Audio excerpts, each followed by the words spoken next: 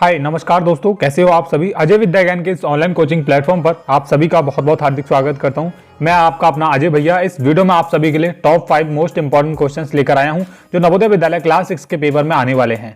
18 जनवरी को जो भी बच्चे परीक्षा देने वाले हैं, वीडियो को आप पूरा देखना। सिर्फ और सिर्फ 10 मिनट का वीडियो होने वाला है और हर क्वेश्चन को हम करने के लिए सिर्फ और सिर्फ 2 मिनट का ही समय लेने वाले हैं। तो जो भी बच्चे तैयारी कर रहे हैं, नवोदय का पेपर देने वाले हैं, वीडियो को पूरा देख लेना समय निकालकर। सारे के सारे इंपॉर्टेंट क्वेश्चन है और ये क्वेश्चन 18 जनवरी पेपर वाले दिन पक्का आने वाले हैं आप सभी के पेपर में। तो चलिए वीडियो को शुरू करते हैं। सबसे पहले मेरी आप सभी लोगों से रिक्वेस्ट है, अगर आप इस चैनल पर नए हैं तो प्लीज आप इस चैनल को सब्सक्राइब करके हमारे साथ जुड़ जाइए, क्योंकि यहाँ पर नवोदय की कंटिन्यूसली वीडियोस, इंपॉर्टेंट क्वेश्चंस की, इंपॉर्टेंट पेपर्स की, मॉडल पेपर की सब कुछ डाला जा रहा है, तो वो आपको एकदम फ्री में मिलता रहेगा। अब पहले क्वेश्चन की तरफ बढ़ते हैं। सबसे पहले मैंने अभी आपको बताया 18 जनवरी को ये जो जितने भी क्वेश्चन लेकर आया हूँ 18 जनवरी वाले पेपर में पक्का आने वाले हैं। पहला क्वेश्चन है हमारा इस वीडियो का, देखते हैं। कहते हैं एक साइकिल की कीमत में 20% की घटोतरी पर उसकी खरीदारी मांग यानी कि मांग में डिमांड 20% की बढ़ोतरी होती है। दुकानदार की बिक्री पर असर क्या है। अब यहाँ पर आपको ध्यान रखना है कि एक दुकानदार है। बेसिकली क्वेश्चन को समझना कैसे है, देखो कह रहे हैं एक साइकिल की कीमत में, अब कोई साइकिल है उसमें क्या है 20% की घटोतरी पर उसकी खरीदारी मांग में 20% की बढ़ोतरी हो रही है। यानी कि अगर कोई साइकिल का दाम 800 रुपये है, ठीक है, 800 रुपये है। अब 800 रुपये की जो साइकिल है उसको 800 रुपये में ना बेचकर उस पर 20% की क्या कर रहे हैं, कमी कर रहे हैं। क्या कर रहे हैं, 20% की कमी कर रहे हैं। तो उस साइकिल की जो डिमांड है, उन साइकिलों और भी उसकी तरह जो साइकिल है उनकी डिमांड क्या है, 20% बढ़ जाती है। यानी कि 20% साइकिलें ज्यादा बिकने लग जाती हैं, तो बढ़ जाती है। दुकान की बिक्री पर असर क्या है, दुकानदार को यहाँ पर लाभ होगा या फिर हानि होगी, वही चीजें बतानी है। देखो क्वेश्चन बहुत इजी है। Option A, option B, option C, option D. यानी कि ऑप्शन नंबर ए 4% की कमी, ऑप्शन नंबर बी 4% की बढ़ोतरी, 10% की कमी, 10% की बढ़ोतरी, ये ऑप्शन दिए गए। अब ऐसे क्वेश्चन में अगर आपके पेपर में क्वेश्चन आ जाए तो सिंपल है। अगर यहाँ पर चीजें सेम दे रखी हो, एक साइकिल की कीमत में क्या है 20% की घटोतरी की जा रही है, उसके बाद उसी साइकिल की डिमांड में 20% की बढ़ोतरी हो रही है। तो जब इस तरीके से क्वेश्चन आपके पेपर में आ जाए तो आपको लिखना है 20 × 20/100। सिर्फ और सिर्फ इतना लिखना है, आपका आंसर आ जाएगा। अब यहाँ पर एक और जो चीज जानने वाली है, आपको ध्यान रखना है कि ऐसे सवालों में सिर्फ और सिर्फ ज्यादातर हानि होती है, यानी कि कमी होती है। तो यहां पर कमी होगी। अब इसको आप सॉल्व कर लो। 20 × 20 क्यों क्या है, देखो यहां पर भी 20% है और यहां पर भी 20% है। अपॉन यानी कि बटे में 100। एक जीरो से ये वाला जीरो गया, एक जीरो से ये वाला जीरो गया। 2 की 2 से गुणा कर देंगे, मल्टीप्लाई कर देंगे, तो यहां पर 2 दूनी 4। अभी मैंने बताया ऐसे सवालों में ज्यादातर क्या होती है, कमी होती है, हानि होती है। तो 4% की क्या होगी, यहां पर कमी होगी। ठीक है, ये होगा 4% की क्या कमी होगी, ऑप्शन नंबर ए में दे रखा है, तो option number A correct answer हो जाएगा। चलिए इसी तरीके से अगला क्वेश्चन देखते हैं। आप वीडियो को लाइक कर सकते हैं अगर आपको वीडियो अच्छा लग रहा है तो। अगला क्वेश्चन है ये वाला, 1/13। बाकी इसको ये सरलीकरण वाले चैप्टर में से आया है। हर बार 1 या 2 क्वेश्चन तो आते ही हैं, एक क्वेश्चन तो पक्का आता है नवोदय के पेपर में, तो इस बार भी यही वाला क्वेश्चन आएगा। तो सरलीकरण करने पर परिणाम आता है। तो सिंपल आपको इसको सॉल्व करना है। सबसे पहले आप अंदर वाले को सॉल्व करेंगे, यहां से लेके यहां तक, ये जो ब्रैकेट में बंद है ना, ये इस तरीके से पूरे को सॉल्व करना है। अब यहां पर भी आपको एक चीज ध्यान रखनी है कि अगर यहां पर सबसे पहले अगर भाग है तो भाग को सॉल्व करना है, उसके बाद गुणा को। ठीक है, ये होता है, देखो आपने पढ़ा होगा बोर्ड मास।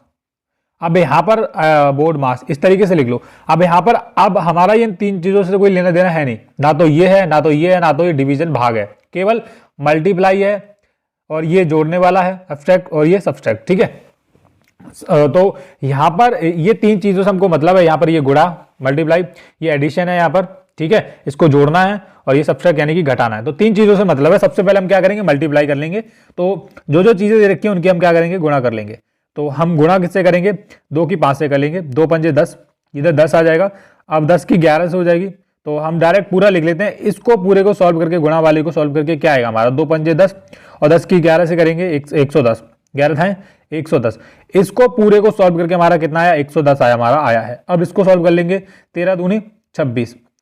अब प्लस 11 हो जाएगा इसमें, सॉरी 11 का तो लेना देना रहा ही नहीं, 11 का तो रहा ही नहीं क्योंकि हमने पूरा यहां से सॉल्व कर लिया। अब 13 दूनी 26, 110 प्लस 26 प्लस 7। अब इसको आप सॉल्व कर लो, आपका राइट आंसर हो जाएगा। और इसको हम बाद में करेंगे 1/13 को। ठीक है, तो इसको हम जोड़ लेते हैं, तो ये कितना हो जाएगा, 6, 11 और 2 13।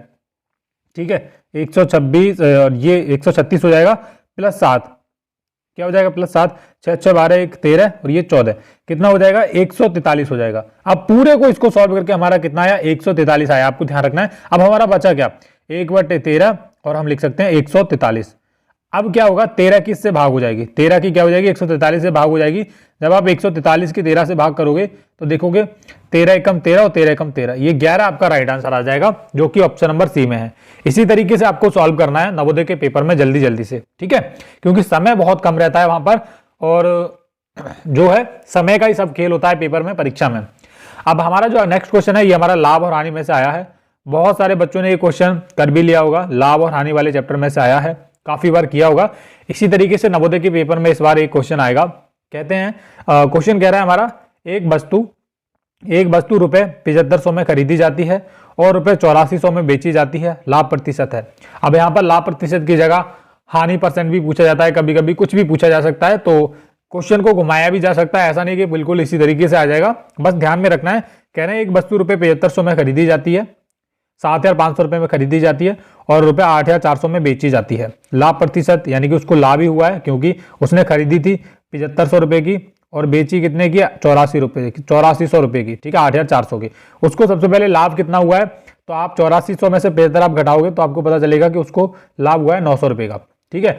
अब लाभ % निकालने के लिए आपको जितना लाभ होता है उतना नीचे लिखना पड़ता है, उसके बाद जितने की खरीदी जाती है उतना और इंटू में 100, ये आपका राइट आंसर आ जाएगा। देखो अब क्या होगा कि 2 जीरो से ये 2 जीरो कट जाएंगे और 15 5 75 आ जाएगा, 15 सिक्का 90 आ जाएगा और ये 5 एकम 5 5 दूनी 10, 12 पंजे 60 हो जाएगा। तो 12% का क्या हुआ उसे लाभ हुआ, जो कि ऑप्शन नंबर सी में है। पूरे को सॉल्व करके आप पता कर सकते हो, आपका ऑप्शन नंबर सी इसका राइट आंसर हो जाएगा। तो हमने कुछ ज्यादा कुछ नहीं किया, 900 रुपए का लाभ हो रहा था वो लिखा, नीचे 7500 लिखा और इंटू में 100, ठीक है। 2 जीरो से 2 जीरो, 15 से काट लिया, 15 5 75, 15 सिक्का 90, 12 पंजे 60। इस तरीके से क्या हुआ 12% का उसे हुआ लाभ। ओके, अगले क्वेश्चन की तरफ बढ़ते हैं। अगला क्वेश्चन काफी इंपॉर्टेंट क्वेश्चन है, शायद कुछ लोग इसको पहली बार देख रहे होंगे तो अच्छे से देखना है। कह रहे हैं यदि क्वेश्चन कह रहा है यदि एक समकोण त्रिभुज की 2 लंबवत भुजाएं 5 सेंटीमीटर तथा 12 सेंटीमीटर हैं तो इस त्रिभुज का परिमाप है। अब देखो यदि एक समकोण त्रिभुज, अब समकोण त्रिभुज होता कैसा है, ये होता है समकोण त्रिभुज, देख लो अच्छे से, नहीं पता हो तो आपको, ठीक है। समकोण त्रिभुज क्यों होता है, देखो यहाँ पर होता है ये क्या हो गया 90 डिग्री का कोण होता है, यहाँ पर समकोण सीधा स्ट्रेट होता है, यहाँ पर बना है ना। समकोण त्रिभुज की 2 लंबवत भुजाएं, एक ये हो गई 5 सेंटीमीटर की तथा ये हो गई 12 सेंटीमीटर की, ठीक है। तो इस त्रिभुज का परिमाप पूछा है, इजी तरीके से आप कर सकते हो, आपका राइट आंसर 2 मिनट में आ जाएगा। तो ठीक है, देखो क्या करना है, 5 का स्क्वायर करना है, 12 का स्क्वायर करना है, तो हम लिखेंगे रूट 5 का स्क्वायर प्लस 12 का स्क्वायर, जो भी भुजा है ना उनका स्क्वायर कर लेना ऐसे करके, ठीक है। तो 5 पंजे 25 हो जाएगा, 12 12 144 हो जाएगा और 25 और 144 ये रूट में चल रहा है, अभी कहानी अभी रूट में चल रही है, खत्म नहीं हुई है। 25 और 144 को जोड़ो, 25 रूट 25 प्लस 144, ये है ना, इसको आप जोड़ो, 4 और 5 9, 14 और 2 16, 169 आ जाएगा रूट। अब रूट से जब इसको बाहर निकालोगे तो ये किसका हो जाएगा वर्ग, ये हो जाएगा 13 का। कितने का हो जाएगा 13, क्योंकि 13 13 होते हैं 169 और 13 ही आपका राइट आंसर हो जाएगा। परिमाप क्या आएगा, option number A correct answer हो जाएगा, ठीक है। इसी तरीके से आपको करना है, फोन की स्क्रीन है, चीजें जितनी मैं अच्छे तरीके से समझा पा रहा हूँ उसी तरीके से समझाऊंगा और इसी तरीके से आपको करना है। और हमारे वीडियो का लास्ट क्वेश्चन है, क्योंकि हम 5वें क्वेश्चन पर पहुंच चुके हैं।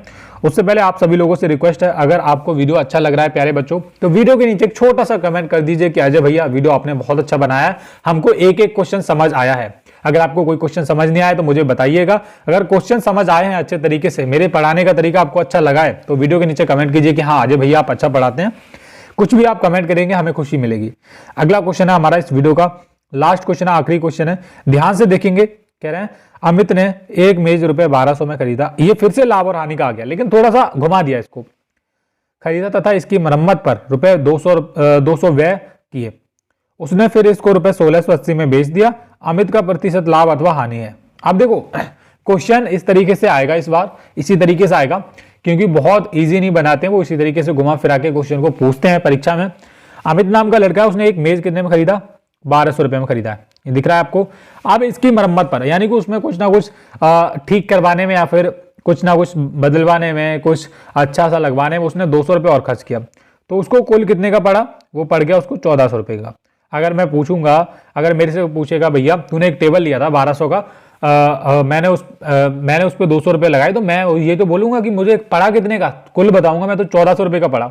तो ऐसे ही अगर अमित से कोई पूछेगा तो वो भी यही बात बताएगा, भैया मैंने 1200 का खरीदा था, 200 रुपये और उस पर लगा दिए, मुझे पड़ा है पूरे 1400 रुपये का।